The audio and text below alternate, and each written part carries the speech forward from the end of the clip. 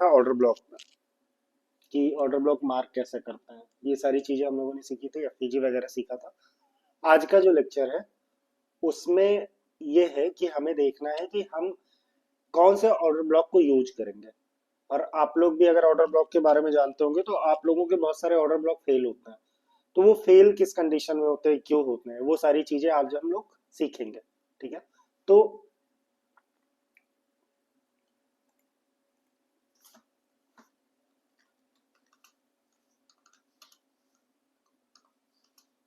Order block, अब order block use कैसे करना होता है। देखो, स्ट्रक्चर कुछ इस तरीके से चल रहा होता है।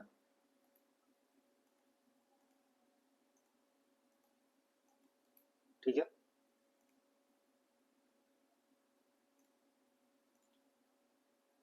हायर हाई, हायर लो, नया हायर हाई, नया हायर लो, इस तरीके से। ये तो हो गई अप ट्रेंड की बात। अगर डाउन ट्रेंड की बात करें तो डाउन ट्रेंड में भी चीजें ऐसे ही चलेंगी।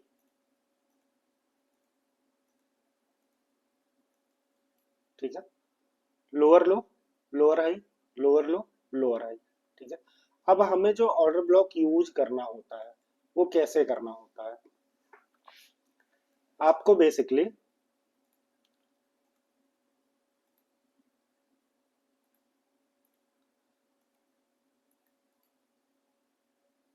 ये जो स्विंग है, जो हायर हाई है, ठीक है, जो बॉस हुआ है बेसिकली, ये जो बॉस हुआ है, इससे लेके मतलब इसको ब्रेक करने के बाद जो नया हायर हाई बना या जो नया हायर लो बना, मतलब ये जो आपका हायर लो है, ठीक है, इस हायर लो के पास से देखने होते हैं ऑर्डर ब्लॉक। मतलब यहाँ पे आपका ऑर्डर ब्लॉक एक निकल सकता है, यहाँ पे एक आपका ऑर्डर ब्लॉक निकल सकता है, यहाँ पे एक आपका ऑर्डर ब्लॉक निकल सकता है, इस तरीके से। ठीक है। मल्टीपल ऑर्डर ब्लॉक बेसिकली निकल सकता है। अब मैं आपको स्ट्रक्चर फिर से एक बार दिखाता हूँ कि स्ट्रक्चर जो एक्चुअल चलता है वो इस तरीके से चलता है। आईडीएम, आईडीएम के बाद वो नीचे आता है, नीचे आने के बाद वो और स्विंग्स बनाता है, ऊपर जाता है, आईडीएम बनाता है, वापस नीचे आता है। तो ये एक स्विंग है जहाँ पे ऑर्डर ब्लॉक मिल सकता है। बाकी ये हायर लो वाला स्विंग है जहाँ पे ऑर्डर ब्लॉक मिल सकता है। ठीक है।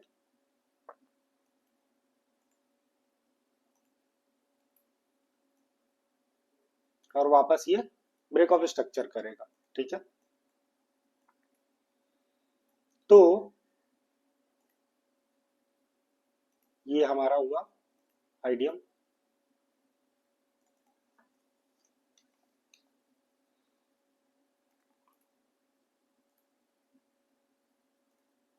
ये हमारा हुआ आइडियम।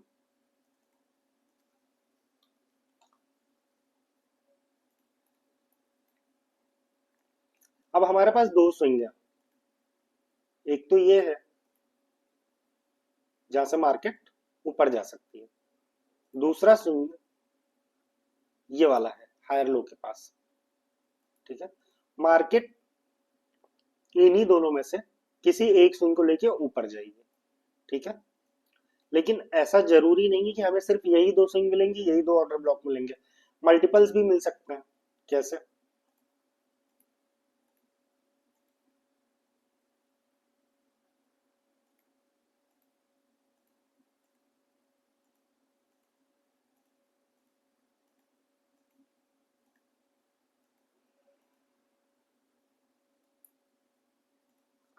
ठीक है।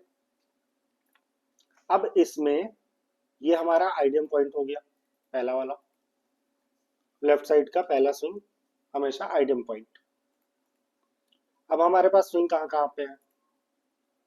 एक ये ऑर्डर ब्लॉक, एक ये ऑर्डर ब्लॉक, एक हमारे पास ये ऑर्डर ब्लॉक,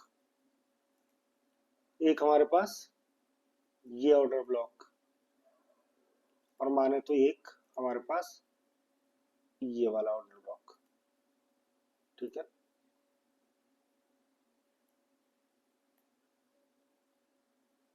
इतने ऑर्डर ब्लॉक हैं हमारे पास। टोटल कितने ऑर्डर ब्लॉक हो गए? 1 2 3 4 5। लेकिन अभी प्रॉब्लम क्या है कि ये जाएगा किससे? ठीक है, इसको आप हायर हाई मान लो और यहाँ पे बॉस मान लो। ठीक है,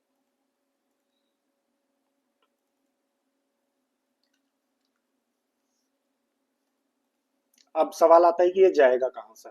अगर इसको ये वाला स्विंग ब्रेक करना है, ये वाला स्विंग ब्रेक करना है, तो ये कहां से जाएगा? ये यहां से भी जा सकता है,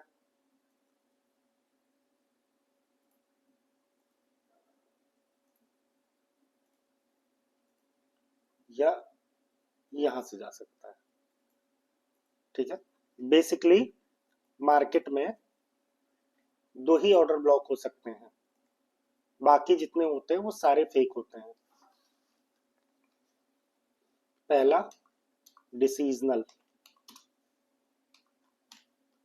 ऑर्डर ब्लॉक। ठीक है, डिसीजनल ऑर्डर ब्लॉक जो है वो हमेशा बनता है कहां पे? आईडीएम के जस्ट नीचे वाला स्विंग। ठीक है, और बीच वाले किसी भी ऑर्डर ब्लॉक से हमें कोई मतलब नहीं होता है। ठीक है,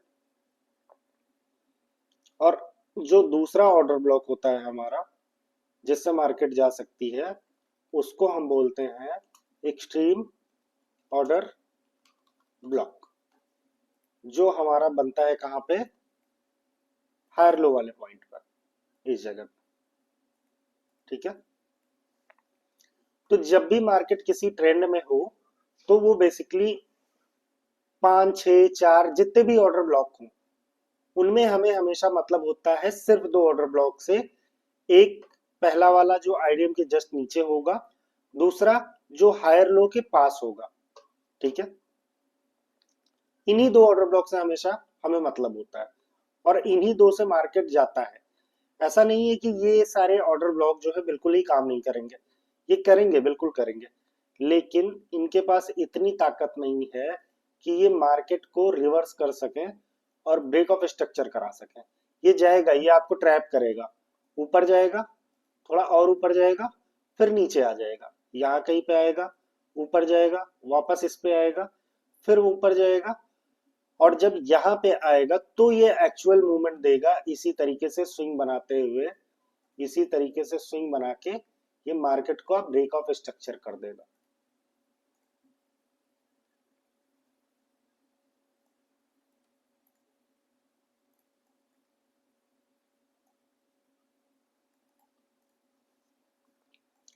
अब कुछ और रूल्स हैं जो हम लोग देख लेते हैं।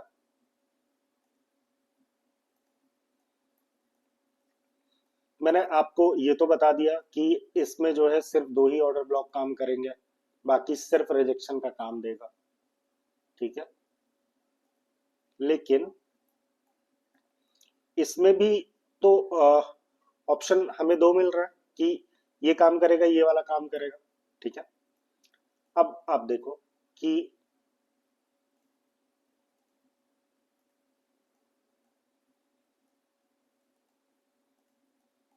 मार्केट ने आईडीएम कर लिया है। ठीक है, मार्केट ने आईडीएम कर लिया है। आईडीएम करने के बाद आपको प्राइस बिहेवियर को बेसिकली देखना है। ठीक है, अगर प्राइस कुछ इस तरीके से आ रहा है,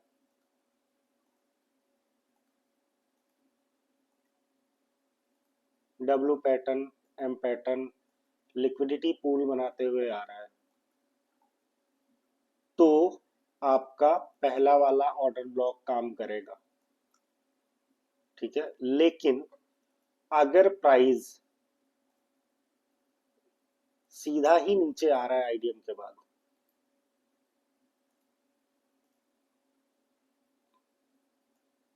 आईडीएम हुआ, प्राइस ने एक आधे पुल बैक लिए, प्राइस ने एक ही पुल बैक किया और सीधा इस पे आ गया, ठीक है, तो ये ऑर्डर ब्लॉक आपका टूटेगा।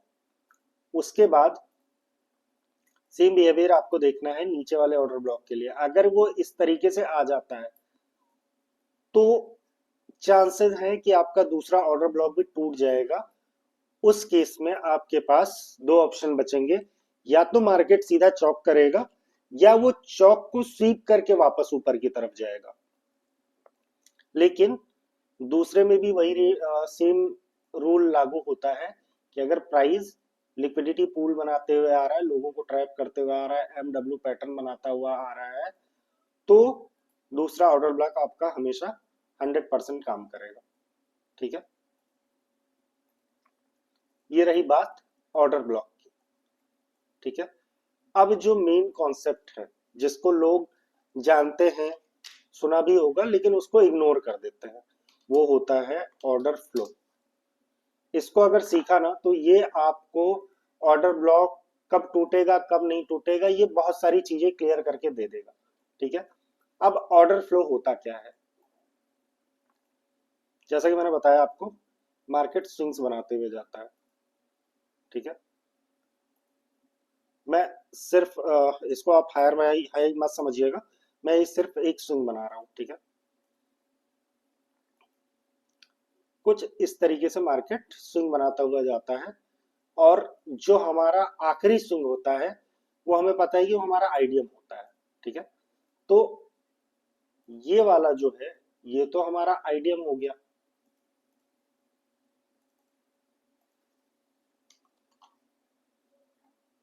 ये हमारा आईडीएम हो गया। अब आईडीएम होने के बाद हमारे पास ऑर्डर फ्लो बेसिकली होता क्या है ये मैं आपको बता दूं कि ऑर्डर फ्लो जिस तरीके से ये बाइंग लेग है उसी तरीके से ये सेलिंग लेग है, फिर बाइंग लेग है, फिर सेलिंग लेग है, इस तरीके से है, ठीक है। तो जो भी ये पुल बैक्स होते हैं, जो ये सेलिंग लेग होते हैं, इनको हम बोलते हैं ऑर्डर फ्लो, ठीक है। हमारे पास ये एक ऑर्डर फ्लो निकल के आया,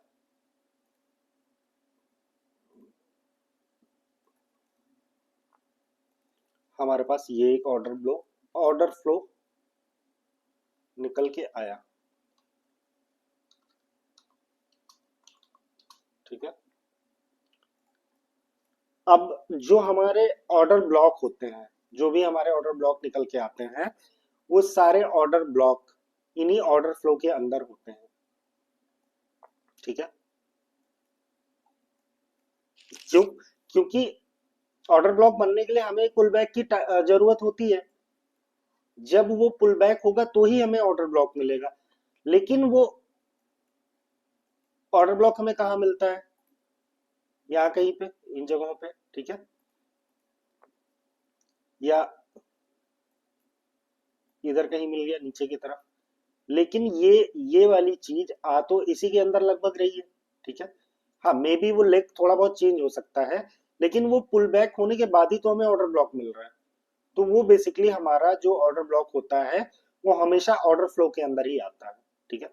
अब आप देखो यहाँ पे बाइंग है, बाइंग मतलब अप ट्रेंड में है मार्केट, तो हमारा ऑर्डर फ्लो क्या होगा? ये हमारा होगा ऑर्डर फ्लो।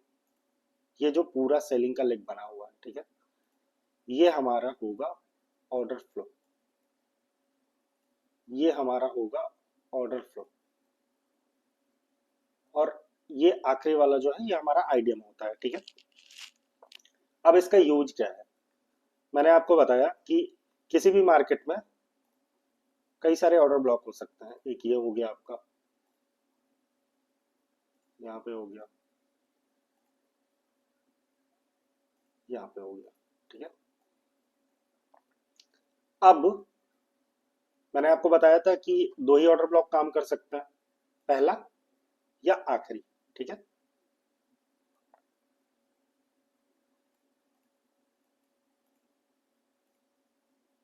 इसको मैं हटा देता हूँ। पहला या आखिरी ही काम आएगा, ये मैंने बताया आपको।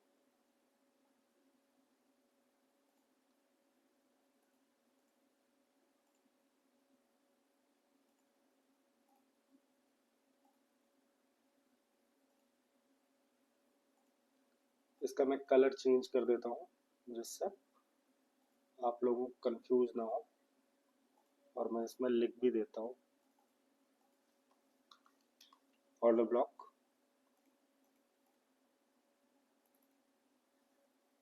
Order block, order block. अब इसके पहले मैंने एक चीज आपको और बताई कि इस ऑर्डर ब्लॉक को, जो आईडीएम के जस्ट नीचे वाला होता है, इसको हम बोलते हैं डिसीजनल ऑर्डर ब्लॉक। ठीक है, और इसको हम बोलते हैं क्या, एक्सट्रीम ऑर्डर ब्लॉक। बीच वाले ऑर्डर ब्लॉक से हमें कोई मतलब नहीं है। ठीक है, तो इसको हटा देते हो या रहने ही देते हैं। ठीक है, अब इसको क्या बोलेंगे, ऑर्डर फ्लो।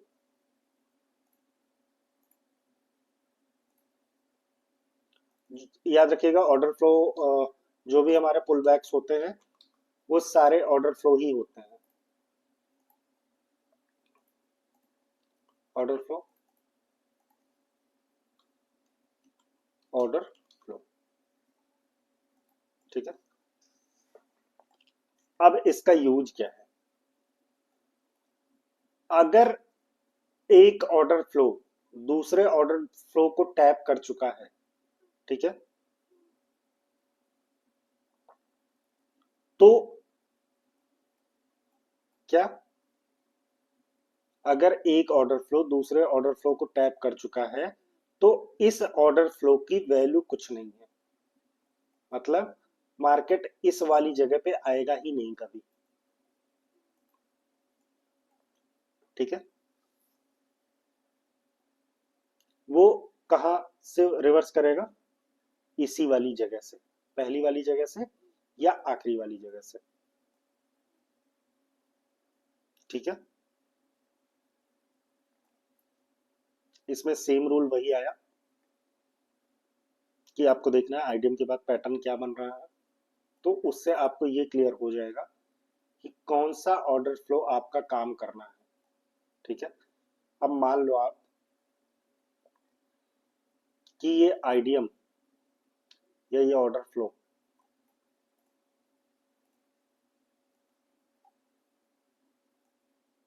यहां आ जाता। ठीक है, यहां आ जाता और आईडीएम वाला पॉइंट उसे टैप कर जाता, इस ऑर्डर फ्लो की कोई वैल्यू नहीं रहती। अब इस ऑर्डर ब्लॉक की भी कोई वैल्यू नहीं है। ठीक है, अब हमारे पास एक क्लियर व्यू है कि बीच वाले ऑर्डर ब्लॉक से तो हमें वैसे भी कोई मतलब नहीं था। क्यों, क्योंकि हमारे पास डिसीजनल ऑर्डर ब्लॉक या एक्सट्रीम ऑर्डर ब्लॉक यही दो काम कर सकते हैं।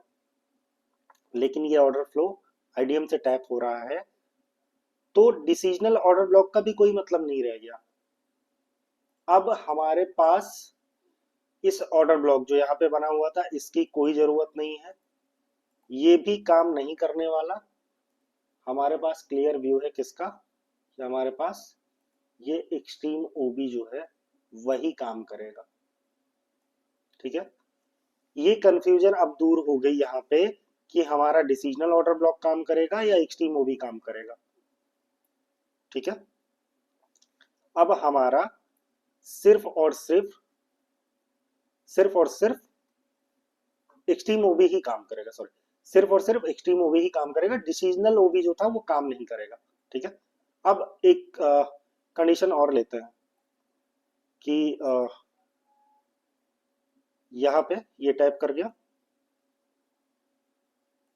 यहाँ पे ये टैप नहीं करा हुआ है, ये इस तरीके से है। यहाँ पे एक ऑर्डर ब्लॉक प्लस एक ऑर्डर फ्लो प्लस यहाँ पे एक ऑर्डर ब्लॉक और ऑर्डर फ्लो। अब हमें दिख रहा है कि ये वाला जो ऑर्डर फ्लो है, बेसिकली ये जो हमारा ऑर्डर ब्लॉक है, ये तो ऑलरेडी यहाँ पे टैप कर चुका है। कहाँ पे, इस जगह पे ये ऑर्डर फ्लो ऑलरेडी टैप हो चुका है यहाँ से। ठीक है, तो अगर ये पहले ही टैप हो चुका है तो मार्केट उसे वापस टैप करने क्यों आएगी? वो क्या करेगी, आईडीएम वाले ही पॉइंट के बाद वो थोड़े बहुत कुछ पैटर्न्स बनाएगी, इस पे आएगी और यहाँ निकल जाएगी सीधा। तो उस कंडीशन में अगर आप वेट करते हो कि मार्केट एक्सट्रीम ओवी तक आएगी तो मैं ट्रेड लूंगा, तो वो वहां पे कभी आने ही वाली नहीं। क्यों? क्योंकि ऑर्डर फ्लो पहले ही टैप हो चुका। ठीक है। अब एक चीज आपको और बता देता हूं कि मान लो आप कि ये हमारे पास ऑर्डर फ्लो बने हुए हैं, ठीक है, लेकिन इस ऑर्डर फ्लो, जैसे कि मैंने आपको बताया कि ऑर्डर फ्लो के अंदर ही ऑर्डर ब्लॉक होता है, तो इस वाले ऑर्डर फ्लो के अंदर कोई ऑर्डर ब्लॉक नहीं है, यहाँ पे भी कोई नहीं है, यहाँ पे भी कोई नहीं है। उस केस में आप कभी ये नहीं सोचते कि मार्केट सीधा चौक करेगी। आपको ये हमेशा देखना होगा कि मार्केट ऑर्डर फ्लो लेके भी जा सकती है। ठीक है। अब कौन सा ऑर्डर फ्लो लेगी? पहला वाला तो टैप हो चुका है, कोई वैल्यू ही नहीं रहेगी। ठीक है।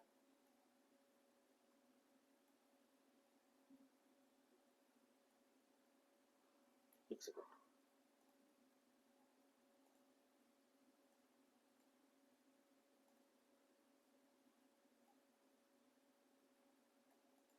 ठीक है। ये ऑर्डर फ्लो, ये ऑर्डर फ्लो, ये ऑर्डर फ्लो।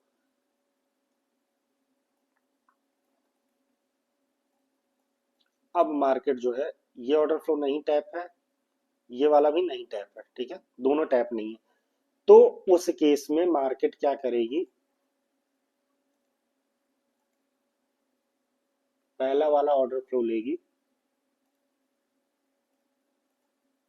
पहला वाला ऑर्डर फ्लो लेगी और ऊपर निकल जाएगी। लेकिन इस केस में आपको रिजेक्शन देखना होता है, बड़ा टाइम फ्रेम है तो एमएसएस वगैरह देखना होता है, और हमेशा देखना होता है कि मार्केट जो है अपने मीन थ्रेशोल्ड पे आ जाए।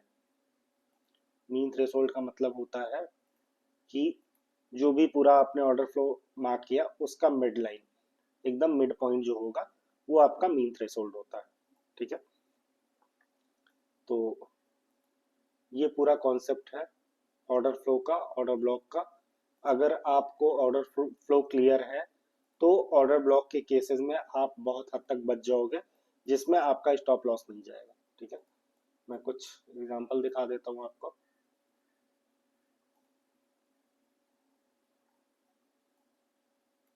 निफ्टी 50 30 मिनट का चार्ट है। ठीक है।